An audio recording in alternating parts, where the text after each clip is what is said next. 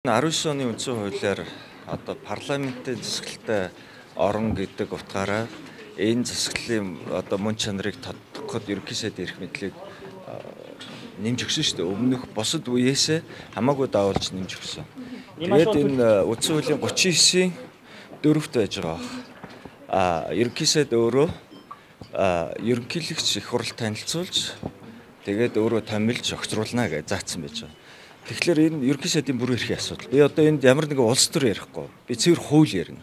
Хуулиараа бол яг анханасаа ийм санаатай тэр 39-4 ингэж томьёологдож орж ирсэн. Энийгээрээ явна. Зүгээр юун дээр хүмүүс ерөнхийлөгчд танилцуулж тэрний дараа баг мэддэх ёстойгүйгүй. Эн чинь тэр хүн дотоод өөрөө шийдвэрээ гаргацсан. Тэрийг одоо хэн ч өөрчилж чадахгүй. Нөгөөдөл нь танилцуулах процесс байхгүй. Түүнээс энийг буцаах юм уу ингэх тухай ойлголт байхгүй шүү дээ. Ерөнхийлөгчдөр орооч ерөнхийлөгч дуртай байна уу, дургүй байна уу танилцаал өнгөрнө. Их хурлч гэсэн танилцаал өнгөрнө. Тэгэхээр энэ дээр бол би цэвэр хууль талаас нь ярьж байгаа шүү. Ерөнхий сайд бол мэдээлэлтэй нүүрсний улгаатай тэмцэхийн тулд одоо хууль зүйн сайдаар нэг баяр гэдэг нэг томлоо гэдгийг хэлсэн. Тэгэхээр ер нь одоо хэрэг шийдэхийн тулд хууль зүйн сайдыг одоо тухайлбал өөрчлөлт байгаа нь хэр тогтолцооны хувьд зөв асуудал юм бэ? Гэхдээ ер нь хууль зүйн салбар энэ гэмт хэрэгтээ тэмцэх функцтэй шүү дээ. Тэгэхээр тэнд бодлогынхаа өрөөнд хуулийнхаа л хүрээнд ажиллана шүү дээ. Түүнээс бол яг тухайн хэрэгт хэн ч оролцож болохгүй. Биш хич оролцож болохгүйг нь улс төрийн аливаа одоо хууль зүйн сайд ч юм уу шууд оролцох тийм тухай ойлголт угаасаа байх хүсэж байхгүй.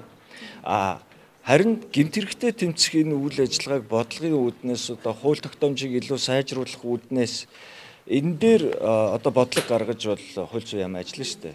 Тэрэн дээр бол гэмт хэрэгтээ тэр тэмцэх функцийг бол ахаад хин нэгэн хүн тодтгож хэлнэ үү, хэлэхгүй байна уу, тийм ээ?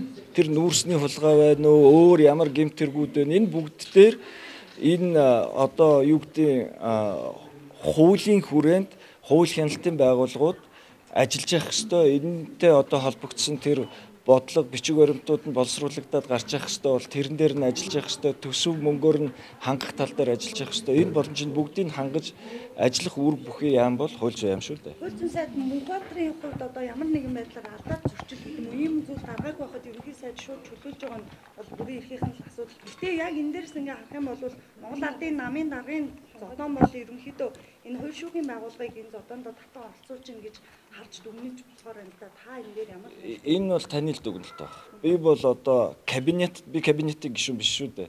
Кабинет дотор ямар үүрэг даалгавар өгдөөд яаж явсныг би үнэхээр тайлбарлаж мэднэ.